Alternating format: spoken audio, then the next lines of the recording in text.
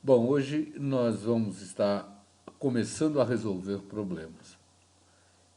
Afinal de contas, queremos praticar a certeza que o engenheiro tem que resolver problema em sua vida. Só que vamos iniciar resolvendo problemas de hidrostática. O problema que estaremos abordando seria este. Desejamos determinar a pressão P0 na seção 0. Né? Conhecemos a pressão no ponto M e conhecemos a massa específica da água, que é o fluido que está escoando pela tubulação, que é o fluido que está aqui, ó, nessa parte toda. Aqui tudo é água, né? Aqui é água, aqui é água. Né? Conhecemos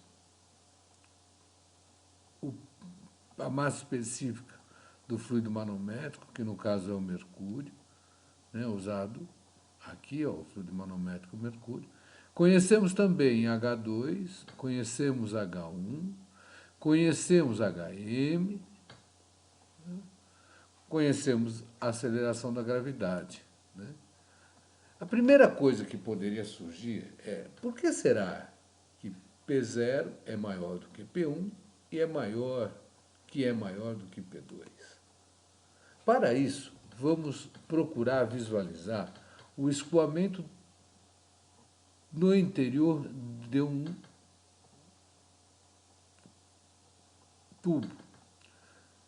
E lembrando do princípio de aderência, né, que é junto às paredes a velocidade é zero e no eixo a velocidade é máxima, à medida que nós saímos do eixo para as paredes, nós vamos verificar que existe uma desaceleração das camadas. Né? Ou seja, a camada do centro tende a arrastar imediatamente acima, que tende a freá-la. Isso seria o que nós denominamos de escoamento de Couette. Né? Nessa desaceleração, nesse arrastamento, nós criamos um atrito. Esse atrito é que será responsável pela diminuição da pressão ao longo do escoamento. E quem observou isso foi Newton, né? Onde nós teríamos a sua lei de Newton, né? Onde a tensão desse elemento é igual à viscosidade vezes o gradiente de velocidade. E observe que a tensão desse elemento é sempre contrária ao escoamento, né? Que vai acabar me dando o atrito que diminuirá a pressão no sentido do escoamento. Né? A pressão é diminuída pela presença da tensão de cisalhamento. Essa existe pelo fato de termos o escoamento e pelo fato do fluido ter a viscosidade. Aí alguém poderia estar pensando, poxa, mas se eu tenho velocidade, eu não posso aplicar a hidrostática. Porque a hidrostática seria a mesma coisa que a estática dos fluidos. Tudo que eu estudo nela só vale se o fluido está em repouso. Isso é uma verdade. Né? Porém, o que nós devemos observar é que nos tubos em U, o fluido está estático. E nós estaremos aplicando a hidrostática, ou seja, o teorema de Stevin, nos tubos em U. Teorema de Stevin. Né?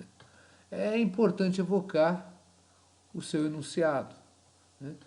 O enunciado do teorema de Stevin diz que a diferença de pressão entre dois pontos fluidos pertencente a um fluido contínuo, incompressível em repouso, é igual ao produto do seu peso específico pela diferença de cota entre os pontos. Nós estaremos aplicando esse teorema de Stevin no nosso problema. Só que não esqueçam dos dados. Né? Nós temos a densidade da água, que foi considerado 996,7 kg por metro cúbico, o desnível H1, 160 milímetros, desnível H2, 235 milímetros, a densidade do mercúrio, 13.534 kg por metro cúbico, A pressão no ponto M, que foi dada em PSI, ou seja, libra-força por polegada ao quadrado, 12 libra-força por polegada ao quadrado. O desnível do ponto M em relação ao eixo do conduto, ou seja, o centro de gravidade da seção 2 seria 105 milímetros. A aceleração da gravidade, 9,8 metros por segundo ao quadrado. E a relação, né, de PSI para Pascal, ou seja, quando eu quiser transformar de PSI para Pascal, eu preciso multiplicar o valor dado em PSI por 101,275 e dividir por 14,7. Bom, vamos resolver o problema. Está aqui o nosso problema.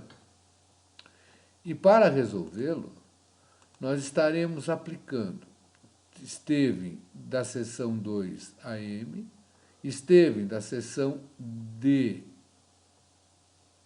a 2, Esteven da seção C a D, Esteven da seção C a B, Esteven da seção B a A e Esteven de A até 1. E depois nós vamos repetir a mesma coisa, nós vamos fazer Esteven de D' a 1, Esteven de C' a D', Esteven de C' a B', Esteven de B' a A', Esteven de A' a 0. Quer dizer, nós estaremos memorizando o teorema de Esteven por exaustão. E, é claro, depois nós vamos resolver esse mesmo problema de uma maneira bem mais fácil. Bom, vamos aplicar Esteven de 2 a M, né?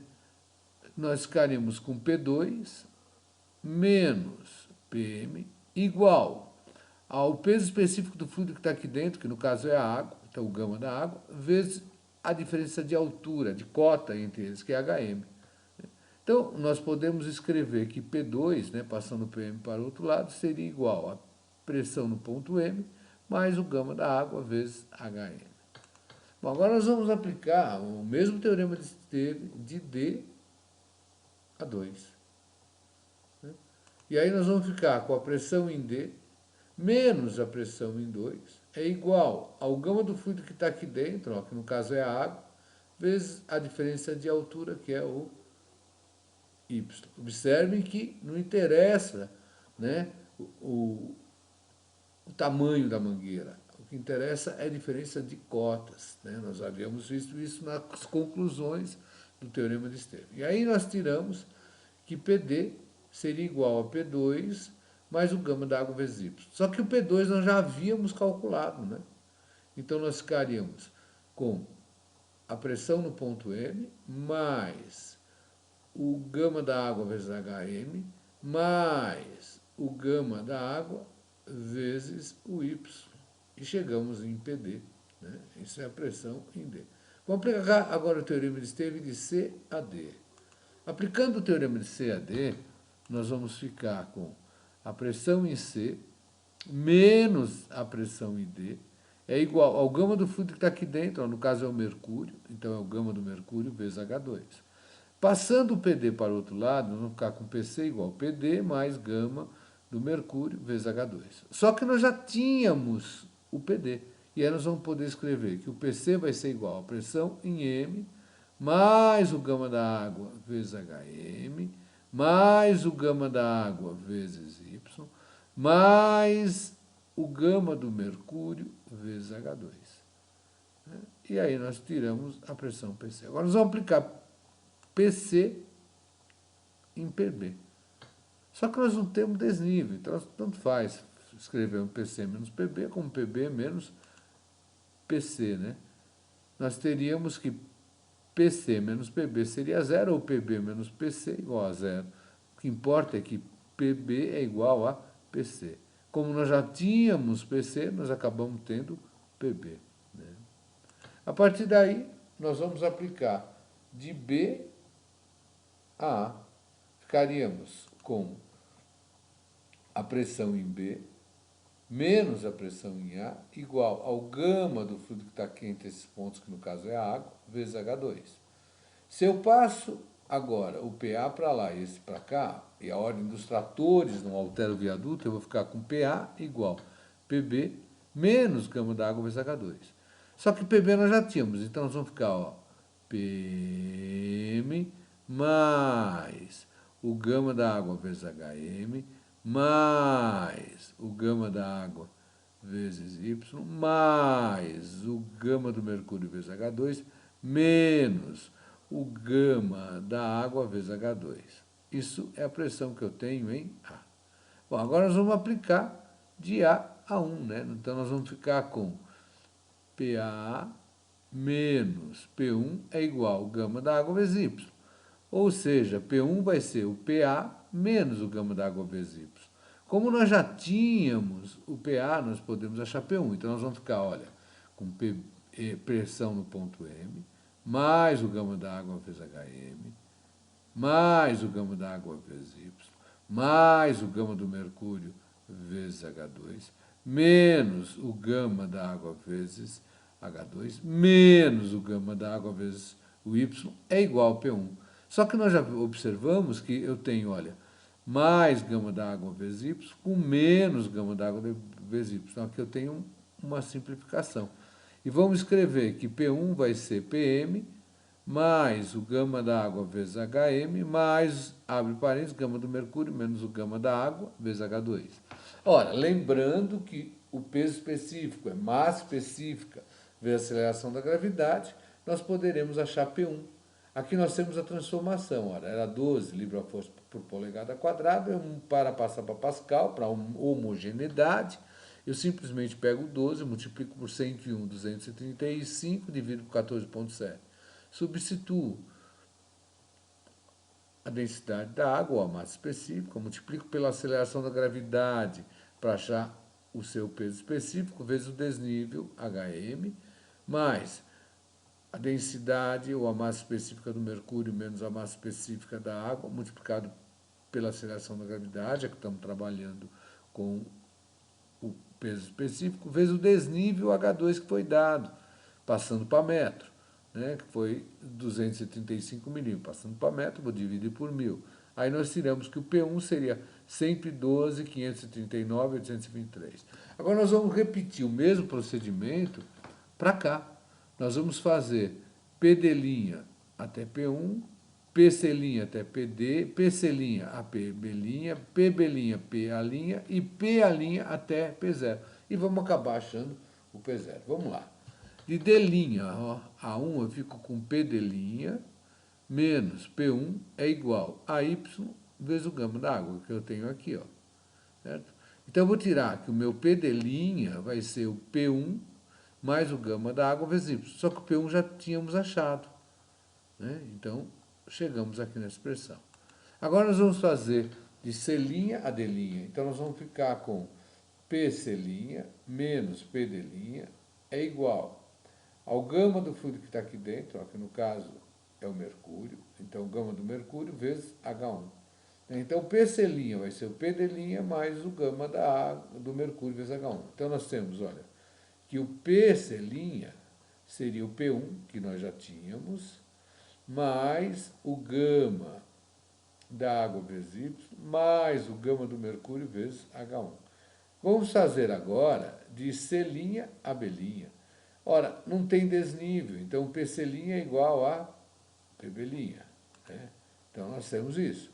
Agora, nós vamos fazer de B' a A'.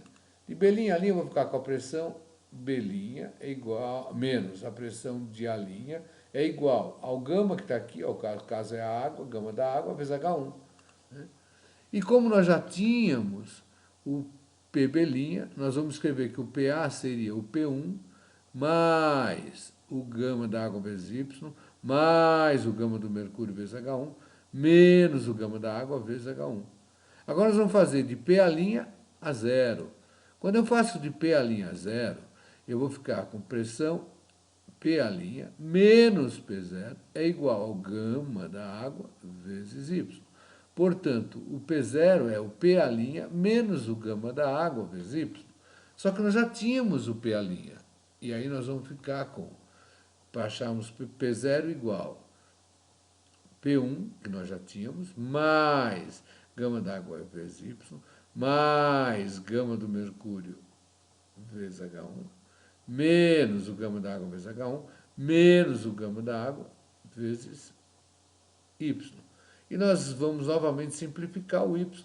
E aí acabaram-se as nossas incógnitas e podemos achar o P0, que no caso nos deu 132.198,309, né? Newton por metro quadrado ou Pascal. Bom, pessoal, espero que tenha ajudado vocês a resolverem este